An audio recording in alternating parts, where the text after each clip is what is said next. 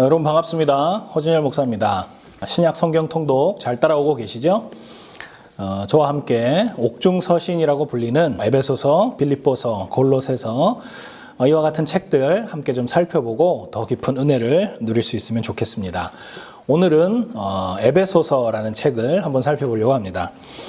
사도 바울은 사도행전 13장부터 이제 전도 여행을 시작하고 본격적으로 사도 바울의 이야기가 시작이 됩니다.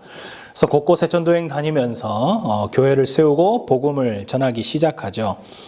사도행전 안에서만 3차에 걸쳐서 총 10년간 전도 여행을 사도 바울이 하게 됩니다.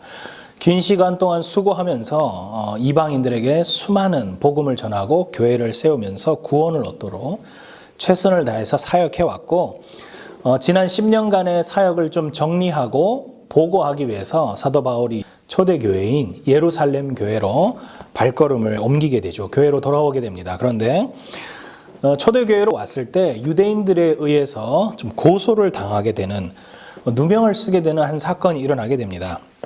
이유인 즉슨 이방인을 성전에 데리고 들어왔다라는 것이죠. 유대인들의 법에 의하면 이방인은 성전에 들어올 수가 없었습니다. 그런데 사도 바울이 실제로 데리고 들어온 것이 아니라 그렇게 추측해서 유대인들이 누명을 씌운 것이죠.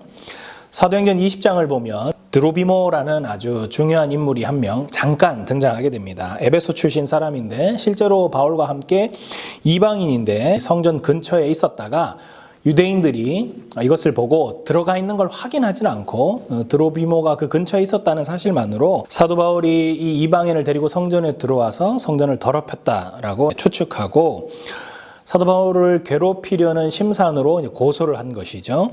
그래서 며칠간 예루살렘 감옥에 갇히게 되는 웃지 못할 해프닝이 일어나게 됩니다. 그런데 바울이 갇혀 있는 중에 예루살렘 감옥에서 자기가 이제 어떤 사람인가를 얘기하게 됩니다. 나는 로마 시민권자입니다 라고 이제 얘기를 하게 되죠.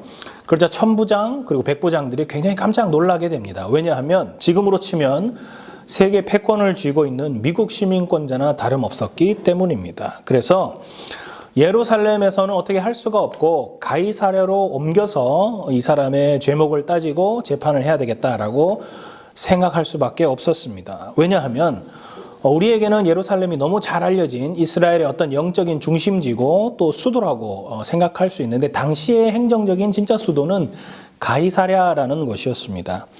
거기에 모든 행정적인 기관들, 또 뭐 공무원들, 심지어 로마에서 파견된 총독들, 이런 사람들이 거기 살면서 이스라엘을 다스리고 있었기 때문에 그렇고요. 사도행전에 보시면 벨릭스라든지 베스도 같은 총독이 바로 이와 같이 이스라엘에 파견된 로마에서 온 사람들이고, 이 사람들이 가이사랴에 살았기 때문에 가이사랴로 사도 바울을 옮겨서 2년 동안 재판을 받고 죄질을 따지게 됩니다. 그런데 재판 결과 결국 무죄라는 것이 이제 좀 드러나게 되고 사도 바울이 거짓 누명을 썼다라는 것을 이제 확인받게 되는데, 그래서 이제 사도 바울을 풀어주려고 해도 사도 바울이 자기가 나갈 생각을 하지 않습니다. 나는 로마 시민권자이기 때문에 로마 황제에게 직접 다시 재판을 받겠다라면서 이 재판을 상소를 하게 됩니다. 그래서 로마로 다시 압송을 하게 되는데 이것은 사도 바울의 어떤 전적인 요청에 의해서 진행되었습니다. 그렇게 된 이유는 간단합니다. 사도 바울이 마지막으로 내가 로마에 가서 복음을 전해야겠다. 황제에게도 복음을 전하고 로마 도시에 복음을 전해야 되겠다라는 사명이 생겼기 때문에 그렇습니다. 그러나 이 일은 사도 바울이 목숨을 걸어야 하는, 어쩌면 순교할 수도 있는 위험한 일이었습니다. 그럼에도 불구하고 기어이 바울은 이 상소를 하고 황제를 만나겠다면서 로마로 가게 되고, 그래서 로마 감옥에서 2년이라는 시간을 더 보내게 됩니다. 정리를 해보면 실제로 감옥살이를 한 생활, 옥중에서의 생활은 4년이 되겠죠. 에베소서라는 책은 바로 이 로마 지역에 있는 감옥에 갇혔을 때의 에베소 교회 성도들에게 쓴 편지가 되겠습니다. 그럼 에베소 교회는 언제 세워졌는가? 우리가 이런 질문을 할 수 있는데요. 에베소라는 지역은 지금으로 치면 터키 서부에 있는 항구 도시라고 할 수 있겠습니다. 세계 7대 불가사의 중에 하나인 이 풍요의 여신 아데미 신전이 있었던 곳이라 많은 종교 순례자들이 그곳에 오기도 했고, 항구 도시라서 무역이 발달하다 보니까 다양한 사람들이 오가는 큰 도시였습니다. 바울은 3차 전도 여행 때 에베소라는 지역을 방문하게 되고 거기에서 복음을 전하면서 교회를 세우게 되는데, 전도여행 기간 중에는 가장 오랜 시간이었던 3년이라는 긴 시간을 할애해서 눈물로 목양하면서 세웠던 교회고, 바울의 영적 아들이나 다름없는 디모데가 또 후임으로 거기서 사역을 하게 되면서 굉장히 바울의 어떤 영향력이 있는 그런 교회다라고 할 수 있겠습니다. 바울이 옥중에서 에베소 교회를 향해 있음 편지를 배달하는 역할은 두기고라는 사람이 하게 되는데, 참고로 빌립보서는 에바브로디도라는 사람이 또 중책을 맡아서 하게 되죠.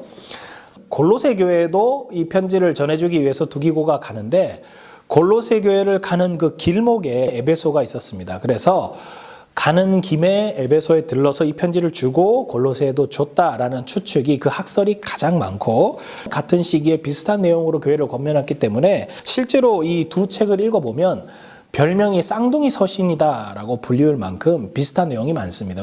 에베소 교회를 섬기면서 있었던 많은 해프닝, 사건들, 그런 것들은 집약적으로 사도행전 19장에 잘 나오고 있습니다. 그래서 에베소서를 읽으실 때 사도행전 19장을 함께 참고해서 보시면 훨씬 더 재미가 있고 유익하실 것 같습니다. 우리가 간단하게 구조를 좀 살펴보면 6장으로 이루어져 있는 에베소서는 1장부터 3장까지는 하나님의 구원의 계획, 이방인들과 온 세계를 향한, 열방을 향한 하나님의 구원 계획에 대해서 교리적인 내용이 잘 담겨져 있고, 4장부터 6장까지는 교인들이 실천할 수 있는 바른 생활, 성도들의 바른 생활에 대해서 실천적인 권면을 하고 있음을 우리가 확인할 수 있습니다. 저는 개인적으로 이 책을 쭉 묵상하면서 이 책의 제목을 그리스도의 몸된 교회를 통한 하나님의 구원이라고 제목을 한번 잡아보았습니다. 아마 묵상을 쭉 해보시면 왜 제가 이런 생각을 했는가, 이런 제목을 잡았는가 이해하실 수가 있을 겁니다. 구절구절이 너무 귀하고 아름답고 주옥 같은 구절들이 많지만, 특별히 2장 10절을 저는 키가 되는 키포인트 구절로 한번 잡아보았습니다. 여러분들 꼭 기억하시고 한번 외우셔도 좋고 한번 이렇게 깊이 있게 묵상해 보시면 좋겠습니다. 마지막으로 에베소서의 특징이나 핵심 내용을 좀 살펴보면, 에베소서는 특별히 이방인 기독교인들, 이방인 그리스도인들에 대한 구원에 대해서 좀 포커스를 많이 맞추고 있는데, 이방인을 향한 하나님의 구원 계획이 아주 오래전부터 하나님이 계획하시고 섭리하신 일이다라는 것을 이 책을 통해서 알려주고 있습니다. 그리고 유대인과 이방 기독교인이 우리가 그리스도 안에서 한 가족이고 하나됨을 선포하고 있고, 사랑 안에서 우리가 연합할 것을 요청하고 있는 그런 책의 내용입니다. 무엇보다 이 책은 복음, 그리고 예수 그리스도에 대해서 아주 깊이 있게 다루고 있는데, 물론 복음과 예수 그리스도에 대해서 집약적으로 가장 잘 다룬 책은 로마서이겠지만, 제 개인적인 생각으로는 로마서 다음으로 가장 깊이 있는 그런 복음의 정수를 맛볼 수 있는 책이 에베소서가 아닌가 싶습니다.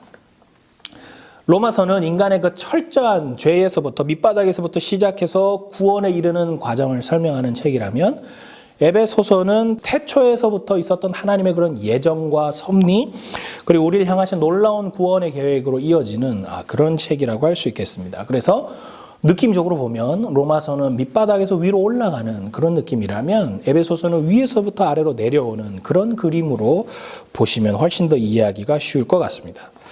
그래서 저는 개인적으로 로마서와 병행해서 한번 읽으셔도 참 좋겠다라는 생각이 듭니다. 에베소서를 통해서 우리 사랑하는 성도님들 풍성한 은혜를 누리시기를 바라고, 주님의 몸된 교회에 대해서 한번 깊이 있게 생각하면서 하나님 주시는 에베소서만이 줄 수 있는 큰 은혜를 우리 모든 성도님들이 읽는 가운데 많이 누릴 수 있게 되기를 진심으로 바라봅니다.